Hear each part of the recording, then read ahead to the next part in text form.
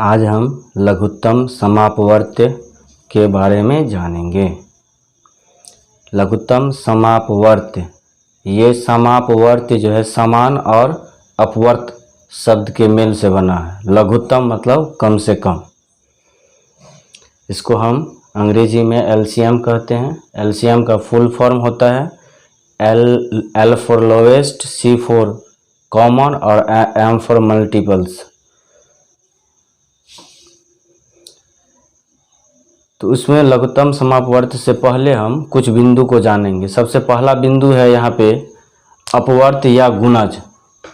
अपवर्त या गुणज उन सभी संख्याओं को जो किसी दी गई संख्या का अपवर्त कही जाती है, दी गई संख्या से पूर्णतः विभाज्य हो।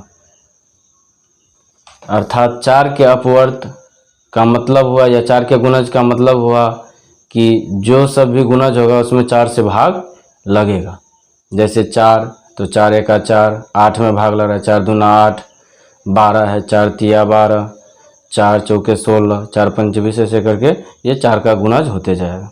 6 का गुणज यानी कि 6, 6 दूना 12, 6 त्रिक 18, 6 चौक 24, ऐसे करके। गुणज का मतलब ही हुआ कि जिस संख्या के गुणज बोलेंगे यानी कि उस संख्या से भाग लगेगा। और अगला बिंदु है यहाँ पे अपवर्तक या गुणनखंड, उसी को बोला जाता है। तो अपवर्तक बोलते हैं किसी दी गई संख्या में जितनी संख्याओं से पूरा पूरा भाग लग जाता है उन सभी संख्याओं को दी गई संख्या का गुणनखंड या अपवर्तक कहा जाता है। अब देखिए यहाँ 12 का गुणनखंड या अपवर्तक बोल रहा है। तो 12 में क्या क्या से भाग लगेगा? 1 से भाग लगेगा, 2 से, 3 से, 4 से, 5 से नहीं लगेगा, 5 दूना 10, 12 नहीं आ रहा है। फिर 6 से लगेगा, 6 दूना 12, 12 से लग जाएगा, 12 एका 12। तो 12 का गुणनखंड ये सब हो गया। 16 का गुणनखंड बोल रहा है यानी कि 16 में कौन कौन सा संख्या से भाग लगेगा? तो 1 से, 2 से, 4 से, 8 से और 16 से। तो इसे हम अपवर्तक या गुणनखंड कहते हैं। अब हम अपना मूल टॉपिक पे आते हैं, लघुत्तम समापवर्त। इसका फुल फॉर्म होता है लोएस्ट कॉमन मल्टीपल, एलसीएम। उसका परिभाषा में देख लेंगे। परिभाषा उसको बोल सकते हैं कि 2 या 2 से अधिक संख्याओं का लघुत्तम समापवर्त वह संख्या होती है जिसमें उन सभी संख्याओं से पूरा पूरा भाग लग जाता है। मतलब जिन संख्याओं का आपको एलसीएम बोलेगा निकालने के लिए, तो जो एलसीएम निकलेगा वह जो संख्या का एलसीएम होगा उन संख्याओं से पूरा पूरा भाग लग जाएगा उस एलसीएम में, और उनका मान उन सभी संख्याओं के समापवर्तियों के मान से कम होता है। यहाँ पे 3, 6 और 9 का लघुत्तम समापवर्त निकालें एग्जाम्पल दिया गया है। तो देखिए उसको हम सिंपल और आसान तरीक़ा से समझ लेते हैं। लघुत्तम समापवर्त का जो है संपूर्ण जो है अर्थ समझ में आ जाएगा। देखिए 3 के अपवर्त, 6 के अपवर्त, 9 के अपवर्त लिख लिया। अपवर्त मतलब गुणज, 3 के गुणज 3, 6, 3 तिया 9, 3 चौके 12, ऐसे करके हम ले लिए। 6 के अपवर्त 6, 12, 18, 6 चौके 6, 5 30, 6 के 36, 6 7 42, ऐसे करके ले लेंगे। 9 के अपवर्त 9, 18, 29, 27, 9 चौके 36, 9 5 45, ऐसे करके ले लिए।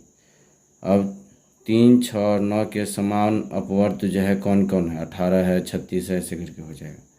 लेकिन उसमें जो है सबसे छोटा समान अपवर्त 18 है ये तीनों में, इसीलिए जो है ये 3, 6 और 9 का जो है लघुत्तम समापवर्त जो है 18 हो जाएगा। लघुत्तम समापवर्त सबसे लघु मतलब छोटा और समान अपवर्त 18 है, इसीलिए इसका लॉसा हो जाएगा 18। यहाँ पे एलसीएम है 4, 6 और 8 का लॉसा जानते हैं दिया गया है। तो यहाँ 4, 6 और 8 का हम लॉसा लेंगे। लॉसा में सबसे पहले हमको ये ध्यान देना है कि सबसे छोटा अभाज्य संख्या लेना है सबसे पहले। तो यहाँ पे सबसे छोटा अभाज्य संख्या 2 हुआ, 2 से लगेगा तो हम 2 से देंगे। 2 से 2 दूनी 4, 6 में 2 तिया 6 और 2 से 2 चौके 8। अब आइए बचा 2, 3, 4। अब देख रहे हैं 2 से इसमें और इसमें भी लग रहा है, तो फिर 2 से दिए 2 एका 2, 3 में नहीं लगेगा तो 3 का 3, 2 दूनी 4। अब देख रहे हैं 2 से एक ठो मिलेगा और 3 से भी एक के मिलेगा, तो हम नहीं देंगे। अब उसका हम गुना कर देंगे, 2 गुने 2 गुने 3 गुने 2, तो इसका गुणनफल हो गया आपको 24। 2 दूनी 4, 4 3 12, 12 दूनी 24। अगला एक और एग्जाम्पल देख लीजिए, जैसे 40, 90 और 60 और 70 का लॉसा बोल रहा है ज्ञात करने के लिए। तो 40, 90, 60 और 70 में सबसे पहले हम सबसे छोटा अभाज्य संख्या 2 से देंगे। लॉसम में सिर्फ यही ध्यान देना है कि सबसे प्रथम बार सबसे छोटा, उससे बड़ा लेंगे। ये नहीं कि 2 के बाद एक के बार 5 से ले लेंगे, 2 के बाद 3, 3 से देखेंगे एक ठो में लग रहा है तो हम नहीं देंगे, 3 के बाद अगला अभाज्य संख्या 5 है तो 5 से देंगे, ऐसे करके हम बना लेंगे। तो यहाँ पे देखिए सबसे पहले 2 से देते हैं। 2 से 20 दूना 40, 2 से 45 दूना 90, 2 से 30 दूना 60 और 2 से 35 दूना 70। अब 2 से 20 में और 30 में लगेगा तो पुनः 2 से देते हैं। 2 से 2 दाहिन 20, 45 में नहीं लगेगा तो 45 का 45, 2 से 15 दूना 30 और 35 का 35।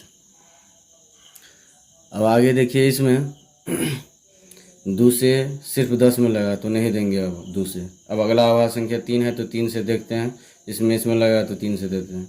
3 से 10 का 10, 15 में 3 15 हम 45, 3 से 3 पंचे 15 और 35 का 35, 3 से भाग नहीं लगेगा 35 में तो 35 का 35।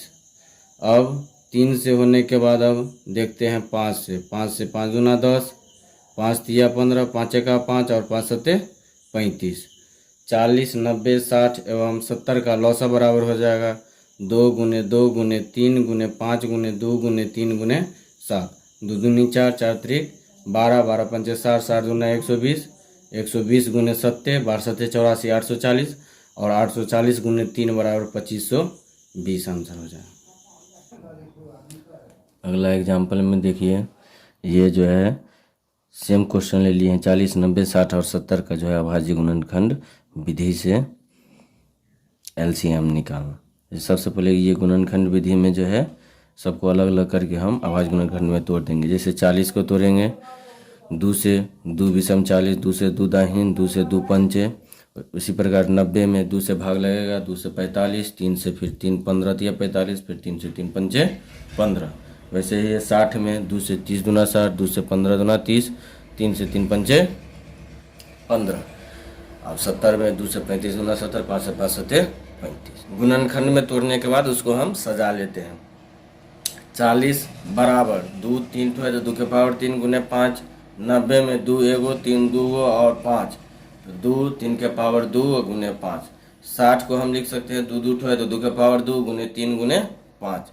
70 में 2 गुने 5 गुने 7। अब 40, 90, 60 और 70 का लौसा बराबर, तो जो अभाज्य गुणनखंड में तोड़े हैं तो अभाज्य संख्या का प्रत्येक संख्या में देखेंगे अधिकतम पावर वाला कौन है।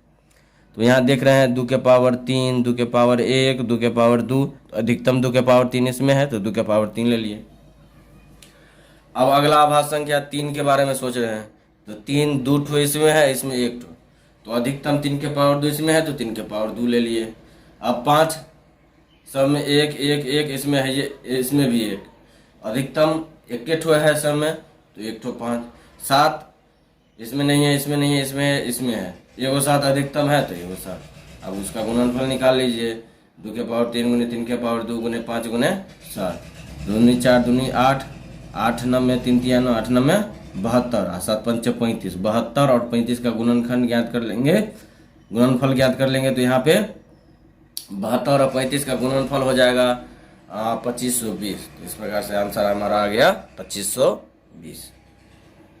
तो यहाँ पे लौसा जो है 4, 6 और 8 का लौसा ये हम आपको भाग विधि से बता दिए। भाग विधि में ये देना है कि सबसे पहले छोटा अभाज्य संख्या, उसके बाद उससे बड़ा, उसके बाद उससे बड़ा। ठीक है, यहाँ पे देखिए 2 से दिए हैं, जैसे 2 से लग गया, फिर 2 से दिए लग गया, 2 से फिर 10 में लगता है लेकिन एक ठो संख्या में लग रहा है, बाकी में नहीं लग रहा है तो हम छोड़ दिए। अगला अभाज्य संख्या ले लिए 3 से। 3 से देख रहे हैं 45 में और 15 में लग रहा है तो हम 3 से ले लिए। ये नहीं कि 2 के बाद 5 से ले लेंगे, पहले छोटा उसके बाद उससे बड़ा। लास्ट में देख लीजिए 1 ठो 2 है, 1 ठो 3 है और 1 ठो 7 है तो हम नहीं दिए भाग, गुना कर देंगे। इस तरीक़ा से हम भाग विधि से यहाँ समझ लिए। और ये आपका गुणनखंड विधि से, गुणनखंड विधि में सभी को अलग अलग अभाज्य गुणनखंड में तोड़ देते हैं और प्रत्येक अभाज्य संख्या का जो अधिकतम पावर वाला आता है उसको गुना करके हम लिख लेते हैं। तो ये एकदम आसान तरीका से हम समझ लिए। अब अगला एग्जाम्पल देखिए।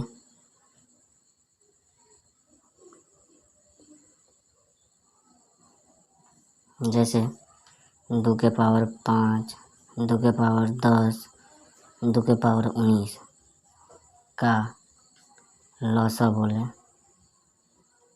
तो चूँकि समान आधार वाला है तो ऐसे टाइप के प्रश्न में अधिकतम पावर वाला लॉसा हो जाएगा। तो यहाँ अधिकतम पावर है 2 के पावर 19, तो 2 के पावर 19 हो जाएगा आंसर। एक और एग्जांपल ले लीजिए। जैसे 5 के पावर x माइनस 1, 5 के पावर x माइनस 10, 5 के पावर x का लॉसा। यहाँ अधिकतम पावर क्या है? 5 के पावर x, चूँकि ये x से भी कम है, ये x से 10 कम है, अधिकतम पावर वाला ये हो गया, अर्थात इसका लॉस हो गया 5 के पावर x आंसर। अगला है भिन्नों का लॉसा बराबर। भिन्न मतलब होता है अंश बट्टा हर। तो भिन्न में जो है ऊपर वाला को अंश बोला जाता है और नीचे वाले को हर बोला जाता है। यदि इस प्रकार का कोई संख्या हो, उसका यदि लॉसा बोले ज्ञात करने के लिए, तो उसमें फार्मूला होता है अंशों का लॉसा बट्टा हरों का मौसा, यानी कि एलसीएम ऑफ न्यूमरेटर बटा एलसीएम ऑफ डिनोमिनेटर। अब देख लीजिए एक ठो एग्जाम्पल के थ्रू। जैसे 5/6, 3/2, 7/4 का लॉसा बराबर बोलेगा यदि ज्ञात करने के लिए। तो ऊपर में क्या क्या है? 5 है, 3 है, 7 है, यानी कि 5, 3, 7 अंशों का लॉसा। तो अंशों का लॉसा बटा हरों का मौसा। हर है 6, 2, 4 का मौसा। ऊपर वाला का लॉस लेंगे, चूँकि ऊपर वाला 6 अभाज्य संख्या है तो 7 21, 21 पंचे 105 हो जाएगा। नीचे वाला का मौसा हो जाएगा। मौसा उसे बोलते हैं वैसा संख्या जो जिससे प्रत्येक संख्या में भाग लग जाए, उसे हम मौसा बोलते हैं। तो प्रत्येक संख्या में ऐसा कौन सा है जो सबसे भाग लग जाए? तो देखिए 6 से देंगे तो नहीं लगा, 2 से देंगे तो 2 से 2 तिया 6, 2 दूनी 4, 2 से 2 1 2, यानी कि 6, 2 और 4 का मौसा बराबर 2 होगा, यानी कि 105/2 आंसर हो जाएगा। तो भिन्न वाला में हम सिंपल और एकदम आसान तरीका से समझ लेंगे उसको कि भिन्न वाला कोई भी संख्या रहे और उसका लॉसा बोले तो अंशों का लॉसा बटा हरों का मौसा हो जाता है। तो इस प्रकार से हम लॉसा का पूरा कंसेप्ट अपना वीडियो में देख लीजिए।